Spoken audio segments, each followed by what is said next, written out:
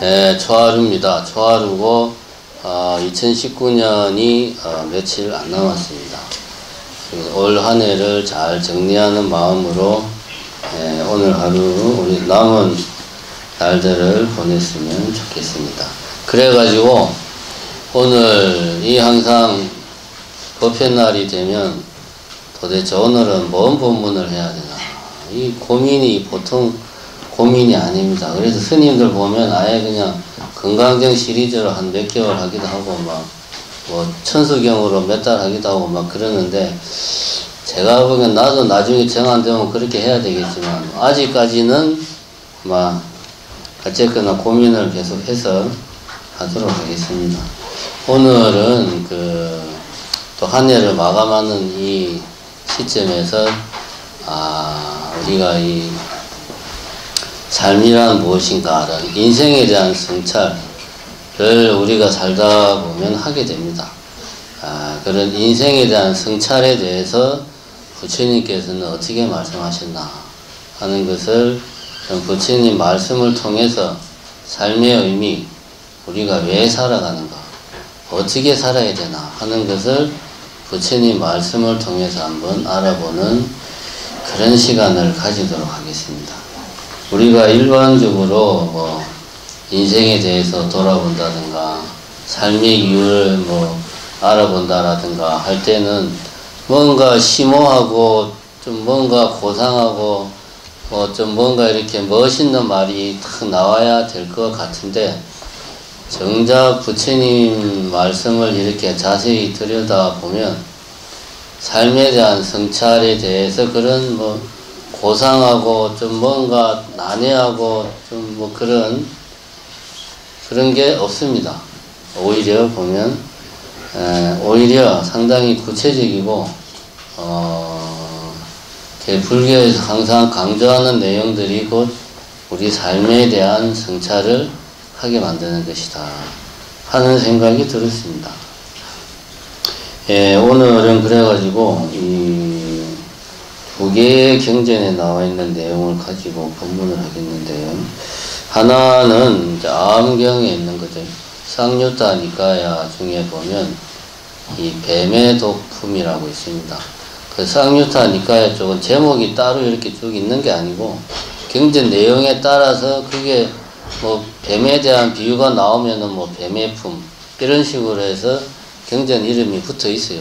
왜냐하면 그때그때 부처님이 지금 이런 식으로 이제 법문을 한 거기 때문에 부처님이 법문하실 때 오늘 법문의 제목은 무엇을 하겠다라고 말씀을 하시고 법문을 한 게 아니니까 특별히 제목이 없습니다. 단지 이제 이거는 처음에 시작할 때 뱀의 독에 대한 비유가 처음 나오니까 뱀의 독 품이다 이렇게 이야기를 합니다.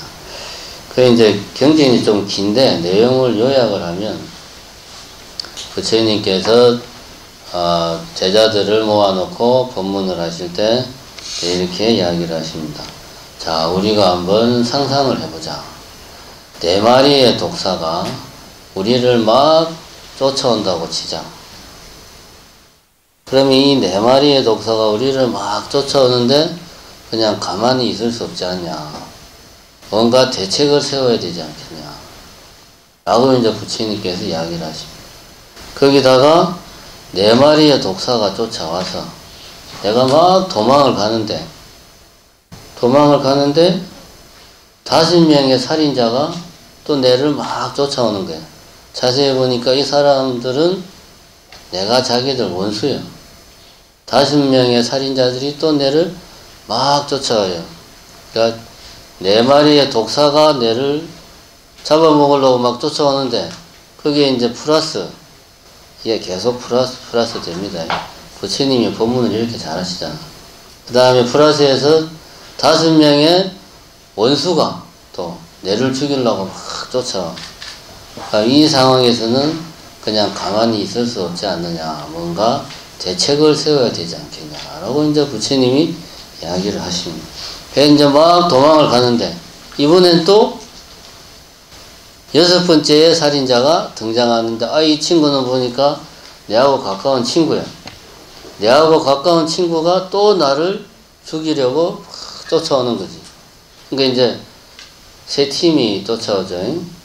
4마리의 독사와 5명의 원수와 1명의 친구가 내를 죽이려고 막 쫓아와.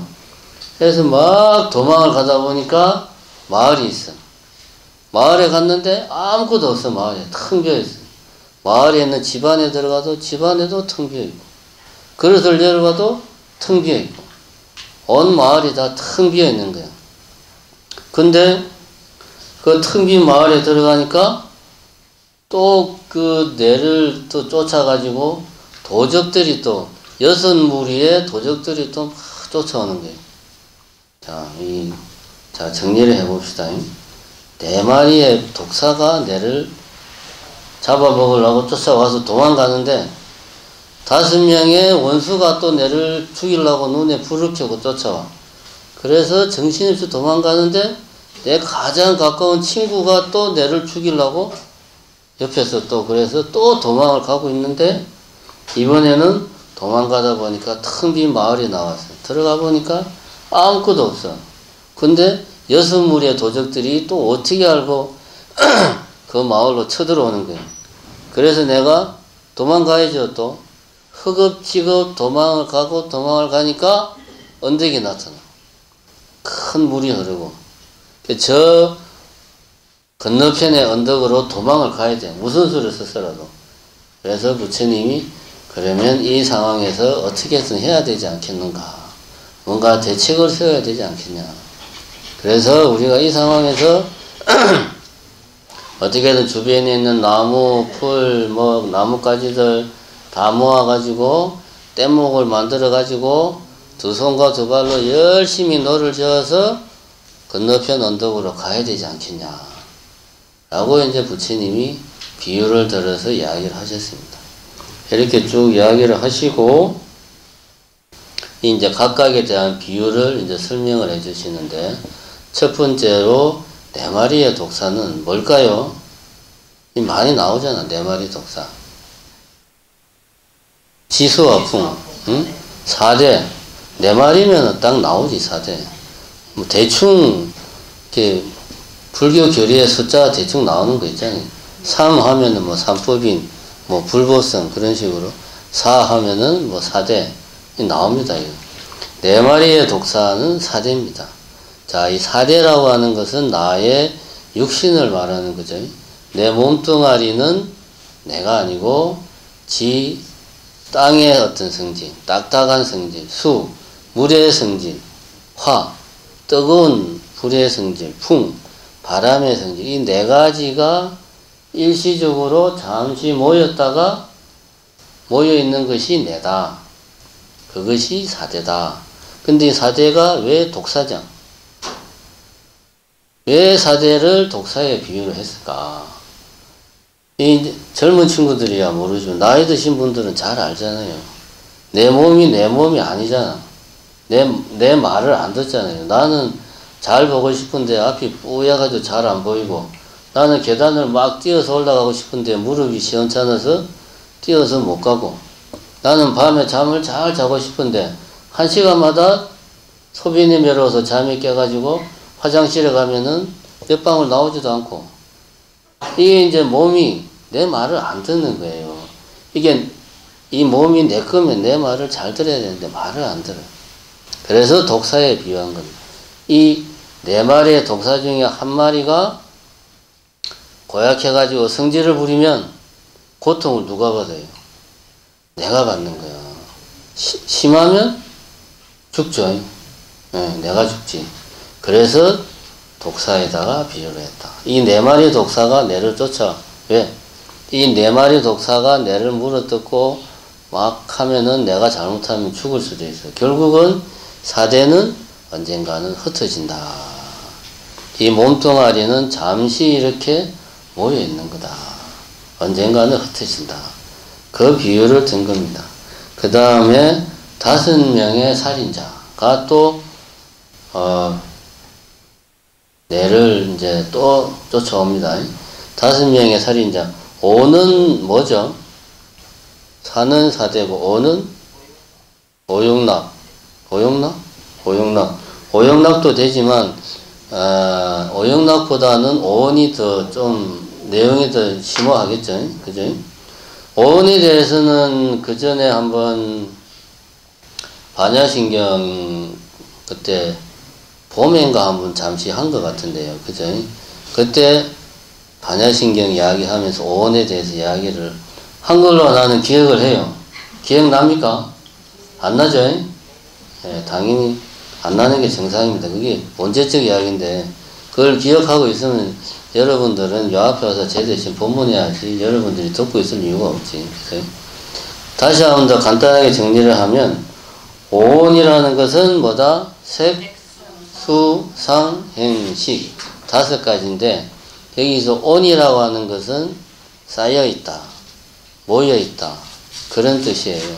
5가지의 각각이 뭔가가 쌓여있는 거예요. 색, 온 하면은 이걸 제가 그때 반야신경 이야기하면서 반야신경에서 뭐 색도 없고 수도 없고 상도 없고 행도 없고 식도 없다.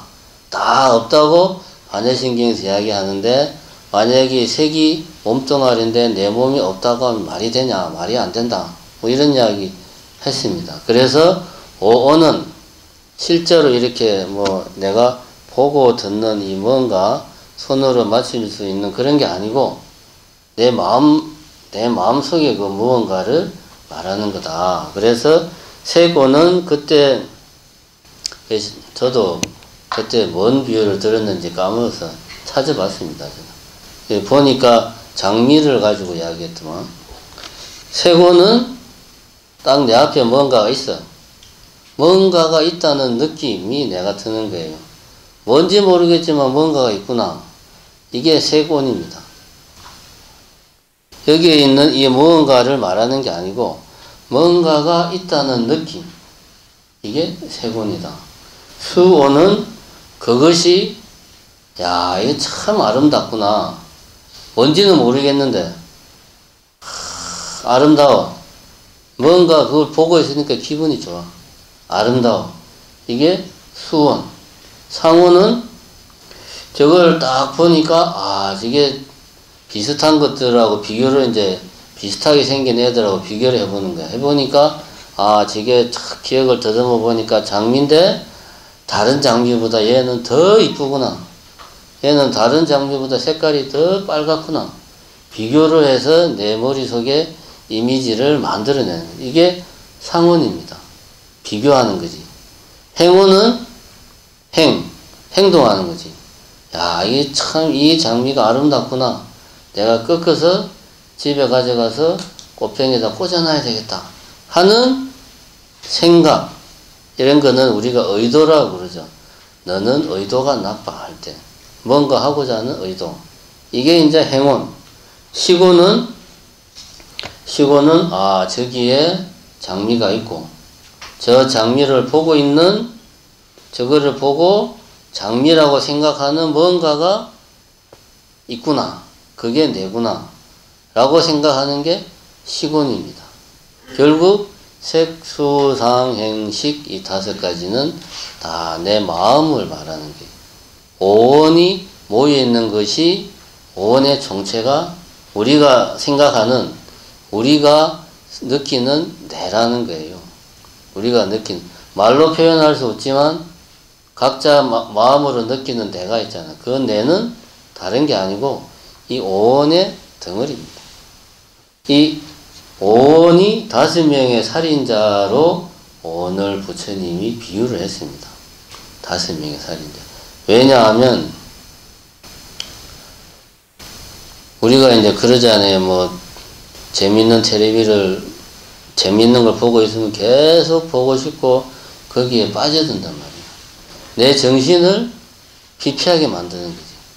계속 주변에 뭔가가 계속 내 안에 이제 보고 듣고 느끼고 하면서 들어와서 내 정신을 계속 거기에 정신이 팔리게 만드는 거죠. 이런 것들이 부처님이 이제 살인자에 비유했어요. 그러면 6번째 내 가까운 친구. 넌 뭐냐? 여기에서는 부처님이 이것은 쾌락이라고 이야기해요. 그러니까 제가 이야기를 한 것 같은데 우리가 탐욕과 욕망, 쾌락과 욕망은 구별해야 된다. 욕망은 우리가 생존하려면 꼭 필요한 어떤 에너지입니다. 생존하려면. 먹고 싶다는 욕망이 없으면 굶어 죽어야 되잖아요. 그죠? 자고 싶다는 욕망이 없으면 잠을 못 자면 죽어야 돼. 그죠? 섹스도 마찬가지 아니에요. 이 지구상의 모든 인류들이 성욕이 없다. 인간들은 멸망해야 돼요. 자손을 못 낳으니까. 그런데 성욕은 종족 번식에 꼭 필요한 욕망인데 이 인간은 너무 밝혀. 시도 때도 없이 하려고 그래. 이거는 뭡니까? 이거는 성욕이 아니고 쾌락입니다. 쾌락은 내가 욕망을 다스리지 못한 결과야. 그러니까 내 가까운 친구지. 내 바로 옆에 있으면서 내를 괴롭히는 게 바로 쾌락입니다. 그 조금의 선만 넘어가면 건강한 욕망이 쾌락으로 변하는 거예요. 그거는 내가 욕망을 다스리지 못하면 그렇게 됩니다. 그래서 이 쾌락을 가장 가까운 친구로 부처님이 비유를 했어요. 그 다음에 이제 텅 빈 마을로 도망을 가잖아요. 이 텅 빈 마을과 또 6무리의 도적들이 그 텅 빈 마을에 쫓아온다. 이거는 이제 6입처, 6내입처와 6외입처 합쳐서 12입처를 이야기하는 거예요. 이게 뭐냐 하면 이렇게 말하면 뭐가 좀 거창한 게 있고 어려운 것 같은데 다른 거 아닙니다. 이것도 사실은 제가 본문할 때 다 이야기한 거예요. 자, 저기 뭔가가 보인다. 뭔가가 보이는구나. 그럼 이제 보이는 뭔가가 있고 보는 뭔가가 있다.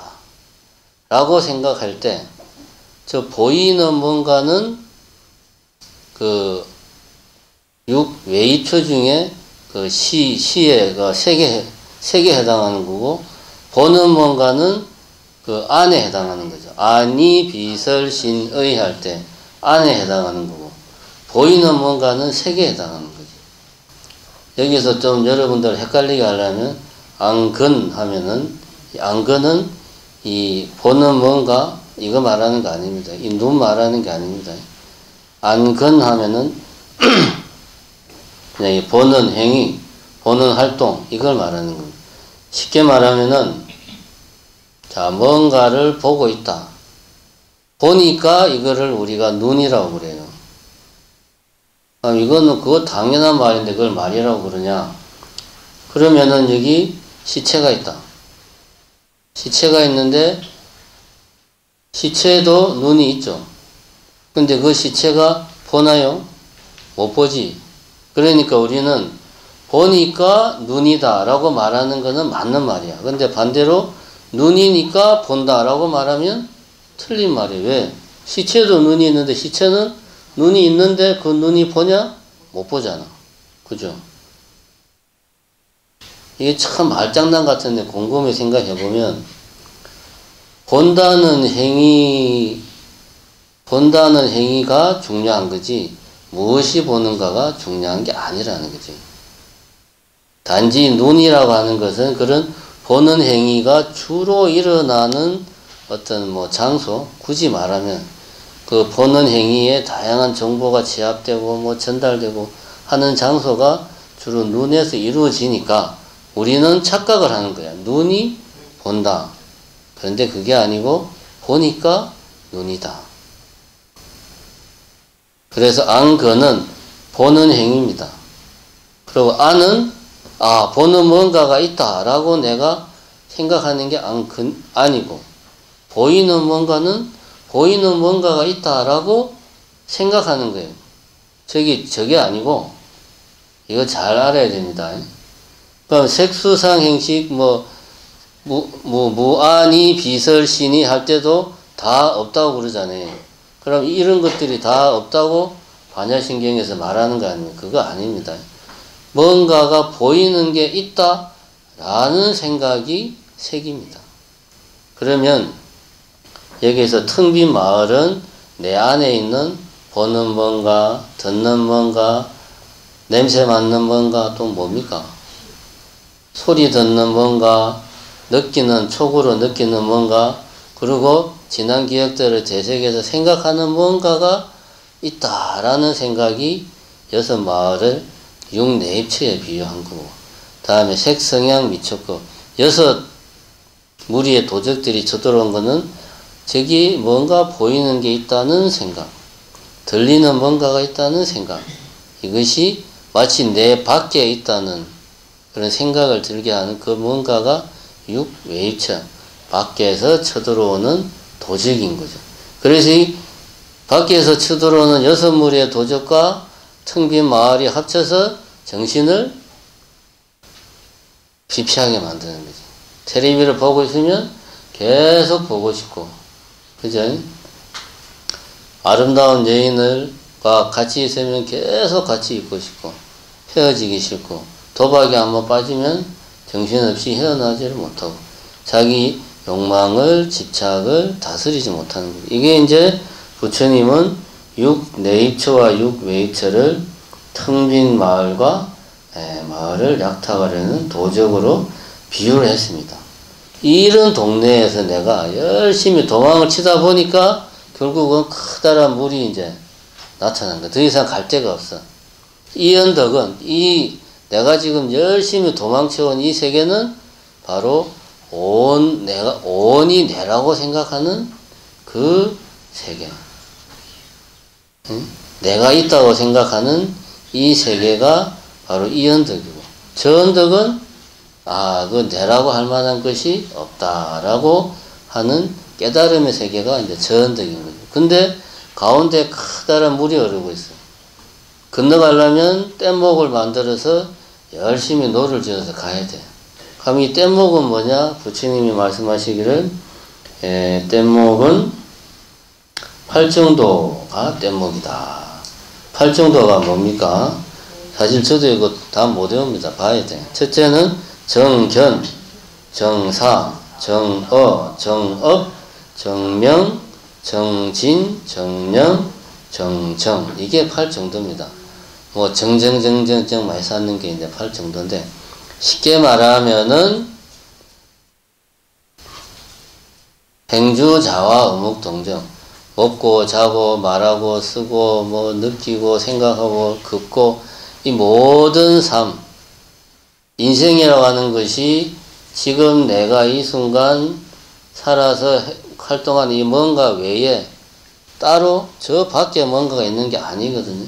지금 내가 하는 이 모든 것이 결국은 활정도인데, 그것을 어떻게 정견, 올바로 해야 된다 이거지. 생각을 올바르게 견해를 가져야 되고, 생각을 올바르게 해야 되고, 알을 올바르게 해야 되고, 업을 지어도 선업을 지어야지 악업을 지으면 안 되는 거야. 업을 올바르게 지어야 되고, 다음에 여기서 명은 그러니까 생계활동. 어쨌든 사람이 먹고 살려면 뭔가를 해야 되잖아요. 생계활동을, 올바른 생계활동을 해야 되고. 그러니까 예를 들어서 불자가 정육점을 할 수는 없잖아요. 아무리 그래도. 그죠? 불자가 술집을 하는 것도 정말 할 게 없다면 뭐 할 말이 없겠지만, 그것도 가능하면 상가하는 게 좋은 거지. 이런 식으로 정진. 정진은 말 그대로 정진. 꾸준히 노력하는 거지. 그럼 정진의 반대는 뭡니까? 노력하고 싶을 때 노력하고, 하기 싫을 때 안 하고. 이거는 정진이 아니지. 정진은 꾸준히 물러섬이 없이 계속 나가는 거지. 마치 코끼리가 길을 가면 천천히 가지만 꾸준히 계속 가듯이, 그렇게 꾸준하게 노력하는 게 정진. 정념은 올바른, 념은 이제 그 억념할 때 념, 생각할 념. 이거는 굳이 불교적으로 말하면 비파사나 수행을 말하고, 정은 이건 선정할 때 정. 이거는 비파사나와 쌍을 이루는 게 뭡니까? 그죠? 사마타죠. 이건 이제 사마타를 말하는 거예요. 비파사나 수행과 사마타 수행을 항상 해야 된다. 이 부분에서 중요한 것은 우리가 올바른 생활, 올바르게 생각하고, 올바른 견해를 가지고, 올바르게 말하고, 올바른 직업을 가지고 선업을 짓고 꾸준하게 노력한다고 해서 깨달음을 얻느냐? 아니다. 부처님은 꼭 필수 요소가 있습니다. 지관, 위파사나와 사마타 수행은 깨달음을 가기 위해서 꼭 통과해야 될 과정입니다. 그런 수행 없이는 깨달음으로 갈 수가 없어요. 그럼 누군가 질문을 할 겁니다. 해능 스님은 건강경 한 구절만 듣고 바로 깨달았는데 그러면 해능 스님은 뭡니까? 이럴 때 이제 하는 이야기가 있죠. 전생에 이미 공부를 다 쌓아가지고 이번 생에 99.999% 깨달은 경지에 갔는데 0.00001%가 건강경 한 구절을 듣고 탁 깨친 거죠. 그건 우리 같은 사람의 이야기가 아니고, 우리 같은 사람의 이야기가 아닙니다. 우리는 수행을 해야 됩니다. 여기서 말하는 수행은 비파사나 수행, 사마타 수행을 해야 돼요. 지관. 그럼 지관 수행이 딱히 뭐 어려운 게 아닙니다, 여러분. 연부를 하는 것도 지관 수행이에요. 비파사나가 관, 사마타가 지. 그래서 그냥 위파사나 사마타 말하기 귀찮으니까 지관 수행이라고 말하는데, 연불, 정건하는 거 있죠, 정건. 아까 우리가 화엄 성중 정건 했잖아요. 그 정건을 열심히 하는 것도 지관 수행입니다. 절을 열심히 하는 것도 지관 수행입니다. 이런 수행을 통해서 삼매에 들어야 깨달음을 얻을 수 있는 겁니다. 뗏목이라고 하는 것은 바로 이 팔정도를 말하는 거예요. 지관 수행을 올바로 하려면 먼저 올바른 견해, 올바른 생각, 그 다음에 선업을 지어야 되고 꾸준하게 노력해야 되고 올바른 말을 해야 돼. 이런 것들을 갖추어야 된다. 이것만 가지고는 깨달음을 얻을 수 없다. 지관 수행을 해야 된다. 그래서 뗏목에 비유한 겁니다. 저기 저 언덕으로 가면 깨달음을 얻을 수 있는데 저 언덕으로 가려면은 뗏목이 있어야 돼. 그게 팔정도다. 근데 뗏목까지 구했어. 내가 만들었어, 뗏목을. 열심히 노력을 해서 뗏목을 만들었는데 뗏목만 있으면은 뗏목이 알아서 저 언덕으로 가지 않는 거예요. 왜? 강물은 흘러가니까 가만 놔두면 저 밑으로 내려가 버리거든. 그래서 열심히 두 손과 두 발로 노를 저어서 가야 됩니다. 그 열심히 노를 젓는 두 손과 두 발로 열심히 노를 젓는 게 바로 노력입니다. 이런 모든 것들이 갖추어져야 내가 저 언덕으로 갈 수 있다. 부처님이 말하는 삶이라고 하는 것은 다른 게 아닙니다. 내가 지금 아까 이야기했듯이 내가 만든 잘못된 생각에 내가 막 쫓겨가지고 뱀한테 쫓기고 원수한테 쫓기고 친구한테 쫓기고 막 쫓겨가지고 이래서는 안 되겠구나 해서 팔정도 수행을 해서 깨달음을 얻어서 깨달음을 얻어서 열반의 해탈의 세계로 가는 것, 이게 부처님이 말하는 인생에 대한 올바른 성찰이다. 요거는 부처님이 직접 이야기하신 거고, 그 뒤에 이제 백유경에 보면 이런 비유가 나옵니다. 백유경은 뭐 잘 아시겠지만 100가지 재밌는 비유가 들어있는 경전입니다. 부처님이 직접 설하신 건 아니고 그 뒤에 4, 5세기경에 누군지 모르는데 하여튼 누가 썼어요. 재밌는 비유들이 많습니다. 그 중에 한 가지를 제가 말씀을 드리겠는데, 어떤 사람이 있어요. 몹시 가난해. 아무리 열심히 일을 해도 가난해서 빚만 계속 늘어요. 그래서 맨날 빚쟁이한테 시달려. 그래서 이 사람이 도저히 이렇게 못 살겠다 해서 야반도주를 합니다. 마을에서. 나 이렇게 못 살겠어. 야반도주를 해요. 그래서 막 처음 보는 동네가 처음 보는 어떤 하여튼 그런 데를 가니까 거기에 딱 첫눈에 보기에 보물상자가 있는 거야. 이건 누가 봐도 보물상자야, 이거는. 그래가지고 주변을 딱 보니까 아무도 없어요. 저건 내 거다, 저거. 해가지고 너무나 깊은 마음에 보물상자 뚜껑을 딱 여니까 진짜 보물이 검은 보화가 가득한 거예요. 근데 뚜껑을 딱 여니까 그 뚜껑 안쪽에 누가 자기를 딱 쳐다보고 있는 거야. 그래가지고 깜짝 놀래가지고, 아이, 제가 이거를 가져가려고 한 게 아니고, 아, 저는 아무도 없는 줄 알았습니다. 다시 닫고 가겠습니다. 딱 닫으니까 또 사라진 거야, 이 사람이. 갔네? 그러니까 다시 또 뚜껑을 탁 여니까 또 나타나. 아이고, 죄송합니다. 제가 아무도 없는 줄 알고. 그래서 놀래가지고 이 사람이 혼비백산에서 도망을 갔어요. 근데 사실은 뚜껑 안쪽에 거울이 붙어 있었던 거야. 자기 얼굴을 보고 자기가 놀래가지고 도망간 거지. 이런 비유가 있습니다. 백유경에 보면. 자, 여기에는 이제 제가 뭔 이야기를 하려면 아공, 법공, 양구공 이 이야기를 하려고 하는데, 이 이야기를 자세히 보면 한 사람이 있는데 몹시 가난하다. 그래서 빚쟁이한테 쫓긴다.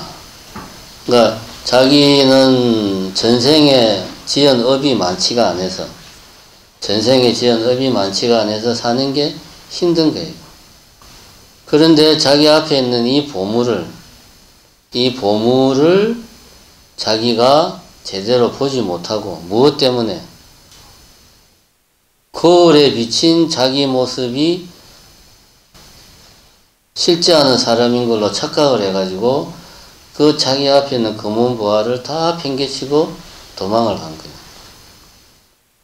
그럼 이 사람은 만약에 야, 이것이 거울이고 이거는 거울에 비친 내 모습이다 라는 걸 이 사람이 알았다면 검은 보화를 다 가지고 가서 빚도 갚고 마을에 가서 저 이제 큰 소리 치면서 떵떵거리면서 살았겠죠. 근데 이 사람이 그걸 몰라가지고 그렇게 못 살고 아마 계속 그렇게 가난하게 살다가 죽었겠죠.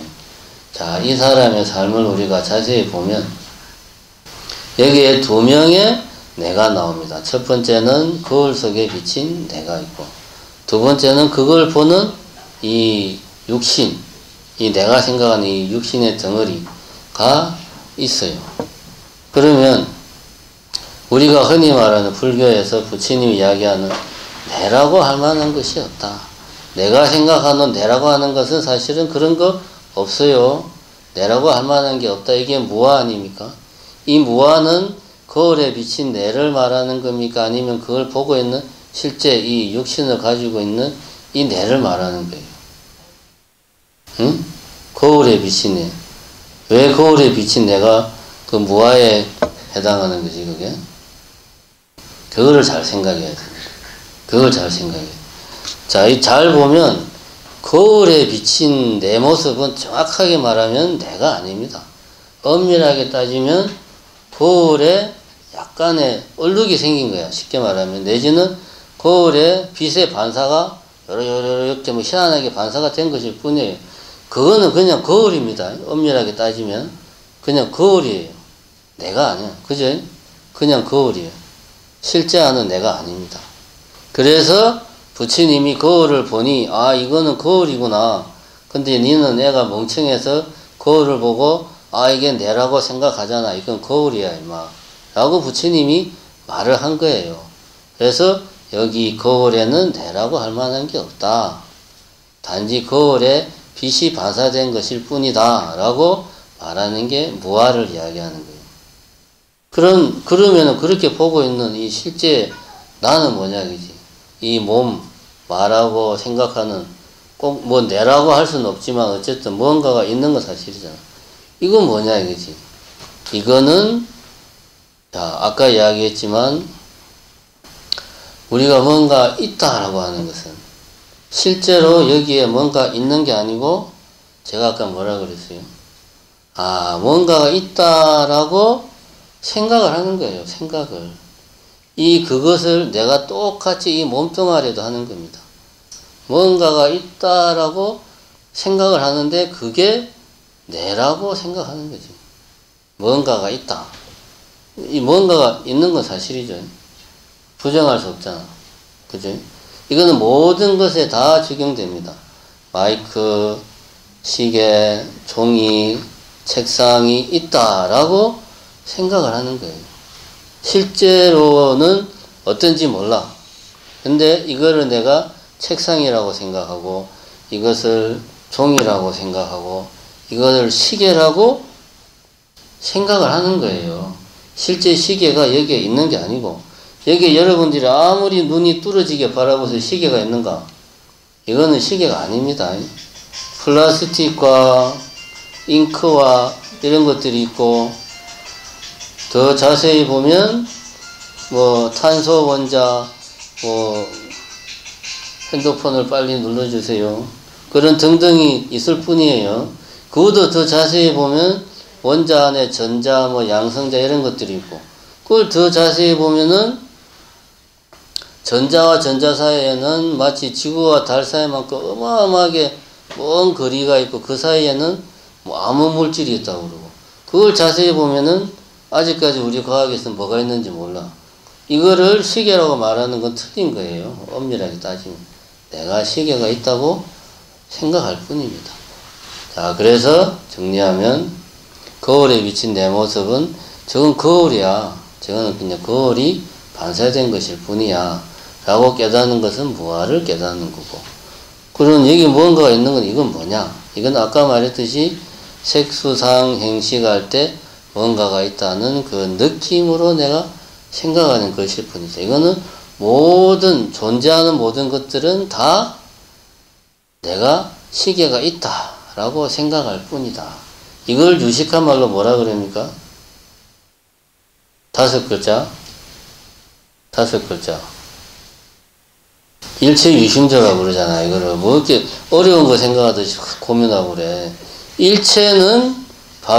일체는 실제로 이 뭔가가 아니고, 내가 시계가 있다 라고 내 안에 생각하는, 그래서 내 안에 만들어진 시계, 내 안에 만들어진 마이크, 내 안이 아니지, 내 마음속에 만들어진 마이크, 내 마음속에 만들어진 저 산, 이런 것들이 일체예요. 모든 것. 실제 뭔가가 아니고, 그래서 일체는 오직 심, 마음이 만든 거 맞잖아요. 제가 지금까지 이야기한 그거 아니에요. 그래서 일체유심조입니다. 일체유심조가 사람들이 잘못 생각하기를 뭐든지 마음먹기 나름이다, 이거 아닙니다. 내가 뭐 신도 아닌데 마음 먹으면 하루아침에 여기 있던 부동산이 저쪽으로 가는 거 아니에요. 그거는 아니고, 일체유심조는 존재하는 모든 것은 내가 있다라는 생각에 불과한 거다. 실제 뭐가 있는지는 아무도 몰라요, 이거는. 그래서 일체유심조, 이걸 이제 복공이라고 말하는 거예요. 아까 말한 거울에 비친 내 모습은 내라고 할 것이 아니다. 이것이 아공, 나는 공하다. 그 다음에 모든 존재는 공하다. 법이, 우리가 현대 학문에서 말하는 존재를 옛날에 불교에서는 법이라고 그랬어요. 그래서 법공, 모든 존재는 공하다. 이게 법공입니다. 그래서 아공과 법공을 합치면 둘 다 공하다. 양구공, 아공, 법공, 그래서 양구공이다. 이렇게 이야기를 합니다. 이것을 올바로 우리가 알고 성찰하는 것이 인생을 올바로 바라보는 것이다. 사실은 앞에 그 쌍유타 니까에 나온 부처님이 친절하게 말씀하신 거나 백유경에서 짧은 비유로 설명한 거나 설명한 내용은 같은 거예요. 근데 백유경은 좀 문학적으로 쉽게 짧게 했고, 부처님은 자상하게 인도 사람답게 고리타분하게 다 하나하나 지적하면서 이야기를 하신 겁니다. 그래서 결국 우리가 인생을 불교적으로 어떻게 성찰해야 되느냐, 우리가 이렇게 이야기를 하면 불교 공부를 열심히 하는 사람들도 오온이 뭔지 알고, 그저 사대가 뭔지 알고, 아공이 뭐다, 법공이 뭐다 나름대로 이해하는 사람들도 살기가 힘들면 이런 생각을 해. 도대체 사는 게 뭐냐? 내가 왜 이렇게 살아야 되지? 어떻게 살아야 잘 사는 건가? 라고 생각을 해요. 사는 게 뭔지, 어떻게 살아야 잘 사는 건지 다른 게 아니거든. 부처님이 다 이야기했잖아요. 아공과 법공의 지혜를 내가 제대로 아는 게 인생을 올바르게 성찰하는 겁니다. 이거와 내가 일상생활에 살아가면서 부딪히는 힘들고 괴롭고 슬프고 화나는 일들 때문에 내 스스로 삶에 대해서 회의하는 것을 별개로 생각하면 안 되는 거예요. 왜 별개로 생각하냐? 여러분들이 만약에 이걸 별개로 생각한다면 부처님의 가르침을 그냥 지식으로 받아들인 거지. 예를 들면 이런 거죠. 그 옛날 1박 2일에서 많이 한 거 있잖아. 나라 수도 맞추기. 미국 수도는 뭐 하면 뉴욕, 그럼 이 미국 수도가 뉴욕이냐 워싱턴이지 뭐 이런 거는 지식이에요. 그냥 미국 수도를 모른다고 해서 내 인생이 잘못되는 거 아닙니다. 그죠? 네덜란드의 수도가 뭔지 모른다고 해서 내가 당장 뭐 정신사 주지에서 뭐 잘리고 그런 거 아니거든요. 그런데 내가 내 삶에 대해서 올바르게 성찰하지 못하고 내 삶에 대해서 책임지지 못하고 쉽게 말해서 쾌락에 빠지고 막 살면 내 삶이 엉망이 되는 거죠. 이거는 지식이 아니고 삶에 대한 지혜를 갖추는 문제입니다. 근데 우리가 불교를 이런 지식으로 생각하면 오는 뭐다 외우고 뭐 육근은 뭐다 잘 배우고 이런 지식으로 생각하면 내 삶에 힘든 일이 부딪혔을 때 그 불교의 가르침이 인생에 대한 성찰로 이어지지를 못하는 거예요. 그래서 여러분들이 부처님 말씀 어떻게 보면 좀 재미없고 따분한 이야기들이 반복되는데 그것을 내 인생에 비추어서 생각하는 마음의 훈련을 항상 해야 됩니다. 그래야 부처님 말씀이 피가 되고 살이 된다. 끝으로 그 백유경에 그게 이제 35번째 나온 비유인데 이제 거기에 보면 요 만드신 분이 끝에 이제 개성을 항상 자기가 쓴 건 아니고 보니까 거기에 해당하는 개성을 하나씩 끄집어서 넣어놨더만. 자, 그 35번째 거울 속의 한 사람이라는 그 우화에 나오는 에 수록된 개성은 이겁니다.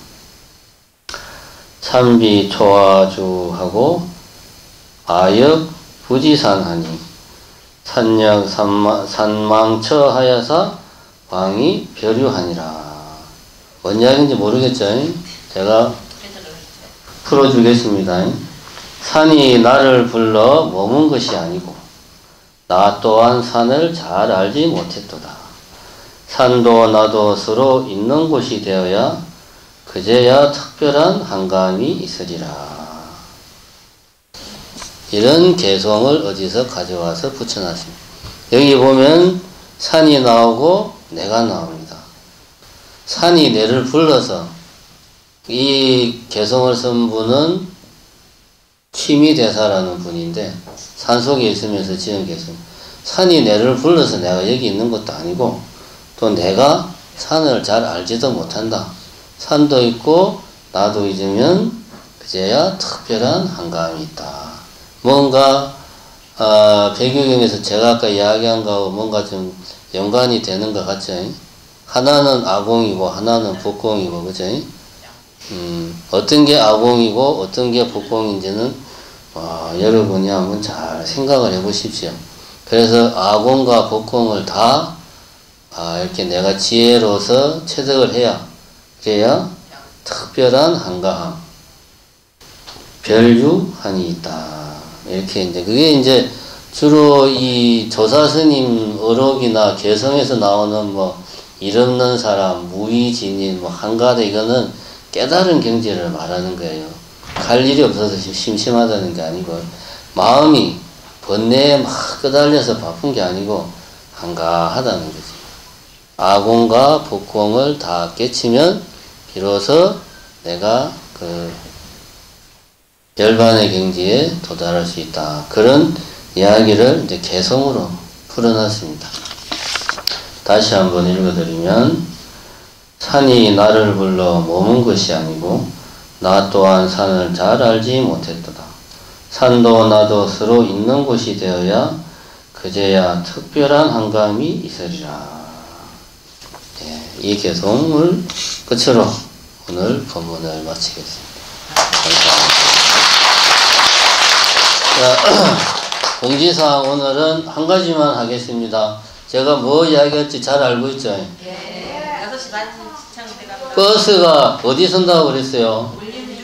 그렇죠. 5시 반에 울림중에서 출발합니다. 산수 오거리에서도 5시 반에 출발합니다. 지금 스님이 뭔 이야기 하자고 잘 모르는 분 있습니까? 혹시 모르니까 또 한 번 더 이야기해야지. 오늘은 성도 제일연합법회가 있는 날입니다. 바로 시청 대강당에서 6시 반에 합니다.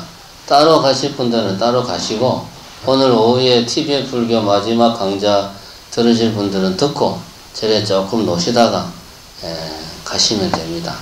여러분들 제가 그동안 여러 차례 홍보했으니까 많이 동참해 주십시오. 감사합니다. 예.